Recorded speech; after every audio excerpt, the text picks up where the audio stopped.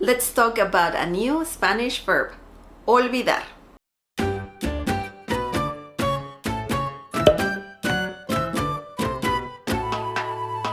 Hi everyone, the Spanish word of the day is going to be a Spanish verb. The Spanish verb is olvidar. Olvidar. This is a regular Spanish verb. If you want to know how to conjugate regular verbs in Spanish, click here. Olvidar means to forget. It's just as simple as that. Now let's see a few examples using olvidar.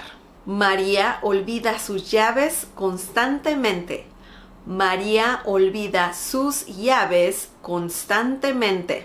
No olvides los boletos de avión. No olvides los boletos de avión. Se me olvidó comprar pan.